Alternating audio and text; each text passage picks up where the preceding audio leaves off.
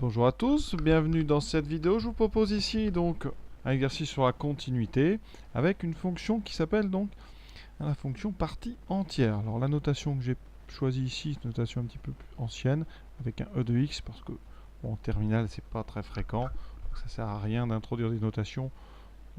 Vous verrez plus tard. Sachez quand même que la notation maintenant à l'heure actuelle pour une partie entière c'est un symbole qui est comme ceci. Voilà. Donc j'ai choisi aujourd'hui un e de x pour que ça soit plus facile à écrire et que vous ayez comme ça tout de suite une vision assez claire des choses. Alors qu'est-ce que c'est que cette partie entière? Eh bien, j'ai écrit la définition ici, soit x un nombre, la partie entière de x c'est le plus grand entier inférieur ou égal à x. Alors on va donner plein d'exemples parce que, alors, si vous prenez déjà un nombre entier, donc un nombre entier, eh bien la partie entière c'est le plus grand entier inférieur ou égal à x, ça veut dire que la partie entière de 1, d'accord, c'est donc le plus grand entier inférieur ou égal à x. Mais il suffit de prendre 1, partie entière de 1, c'est 1 puisque 1 est inférieur ou égal à 1. Ensuite, si on prend un nombre à virgule, 1,2 par exemple, il faut trouver le plus grand entier inférieur ou égal à x. Donc x c'est 1,2, il faut donc trouver un entier inférieur à 1,2 et le plus grand possible. Le plus grand possible c'est 1, vous voyez, si on choisit 0, ben, c'est pas le plus grand puisque 1 est plus grand que 0. Donc ça veut dire que la partie entière de 1,2 c'est 1. La partie entière de 1,9 par exemple, c'est aussi 1, d'accord?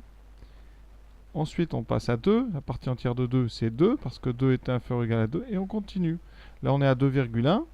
La partie entière de 2,1, maintenant, eh bien, ça va être donc égal à 2, puisque 2, c'est le premier entier, hein, juste près de 2,1. Donc, c'est le plus grand entier inférieur ou égal à 2,1. Alors, pour les nombres positifs, ça veut dire que vous avez bien compris, sur tout l'intervalle de 0 jusqu'à 1 ouvert, la partie entière ici, c'est 0.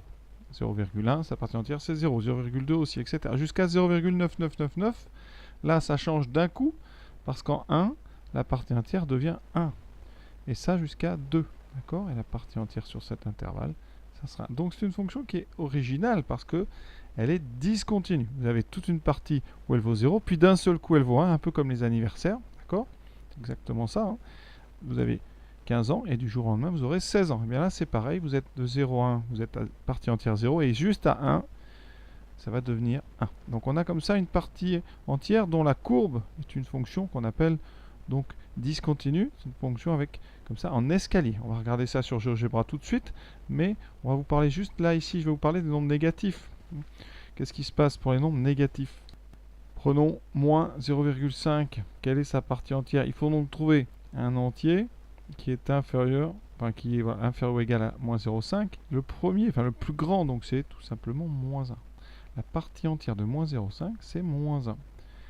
La partie entière de moins 0,9, c'est aussi moins 1. Et dès qu'on passe à la partie entière de moins 1, ici, là, c'est moins 1. Et c'est le même phénomène. Ça veut dire que de moins 1 à 0 ouvert en 0, la partie entière vaut moins 1.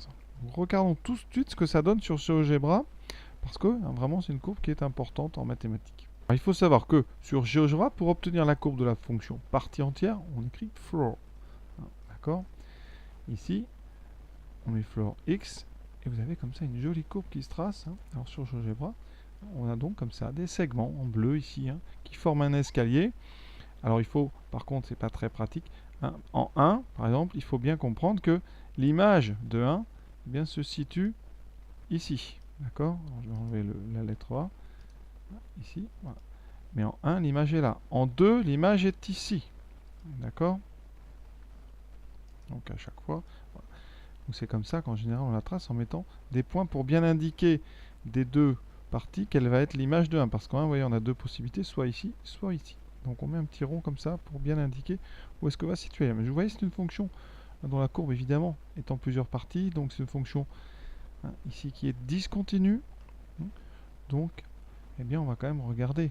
Et on va essayer de le démontrer. Pourquoi pourquoi c'est discontinu? Parce que quand vous rapprochez de 0 par la droite, la limite c'est 0, puisque ça vaut toujours 0. Et quand on se rapproche de 0 par la gauche, par des valeurs négatives, eh bien on aura une limite moins 1. Donc on a moins 1 à gauche, 0 à droite, donc la fonction est clairement discontinue au niveau de chaque entier. Alors ça veut dire qu'on se sert beaucoup de cette fonction pour faire des problèmes de discontinuité. et pour donner des exemples, parce que si on prend les formules classiques, sinus, racine carrée, cosinus, les carrés, tout ça, ça donne très très rarement des fonctions avec des discontinuités. Donc on a besoin de ces fonctions parties entières pour donner des exemples, parce qu'en maths, ça existe très très souvent, des ruptures comme ça, et pas uniquement avec des parties entières. Donc regardons maintenant notre exercice. Alors on va garder cette petite partie là, ici, pour bien l'avoir en visuel sur le corrigé. Qu'est-ce qu'on a dans notre énoncé? Nous, on a la fonction f de x qui est égale à x moins e de x.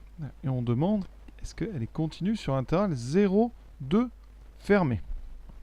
Alors, qu'est-ce qui peut se passer? Eh bien, la partie entière, on a dit, elle a des problèmes. Elle a notamment sur l'intervalle 0, 2, elle a un gros problème en 1, elle est discontinue en 1. Donc, on va d'abord s'intéresser aux endroits où il n'y a pas de discontinuité. Donc, première étape, on regarde sur l'intervalle, donc 0, 1, en enlevant 1. D'accord? Qu'est-ce qu'on sait? À chaque fois, la partie entière, la fonction kx associe e de x, elle est continue. D'accord? On lui ajoute la fonction. Alors, pardon, on ne lui ajoute pas parce qu'il y a un moins. Donc ici, x donne e de x est continu. Donc, son opposé est continu. On lui ajoute x qui donne x. Donc ça, on sait que c'est une fonction continue parce que c'est un polynôme. C'est la fonction constante. Donc par somme, on sait bien que la somme de deux fonctions continues est continue. Donc par somme, f2 est continu sur 0, 1 ouvert en 1. De même, sur l'intervalle donc 0, pas 0, mais 1 jusqu'à 2, ouvert en 2, on sait que e de x est continu, l'identité aussi, donc sur cet intervalle, eh bien f2 est continu. Les seuls problèmes sont donc ici en 1 et en 2. On va donc regarder des limites à ces endroits-là. La continuité en 1. Alors, il va falloir chercher quoi? Il va falloir étudier la limite quand x tend vers 1 en étant plus petit que 1. Donc la fonction f2. Il faut regarder f2 en 1. Et il faut regarder la limite de f2 de x quand x tend vers 1 en étant plus grand.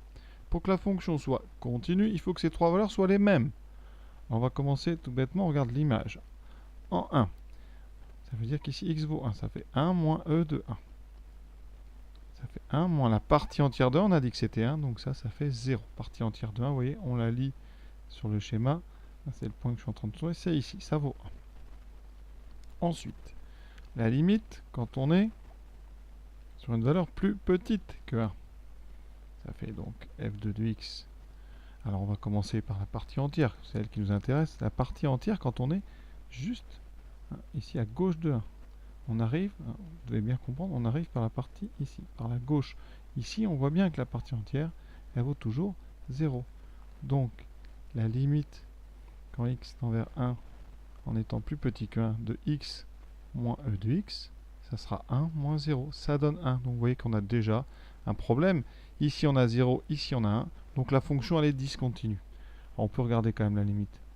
De l'autre côté, quand on est plus grand que 1, la partie entière ici, on se rapproche, vous avez bien compris, par la droite, donc par là. Donc la partie entière vaut toujours 1.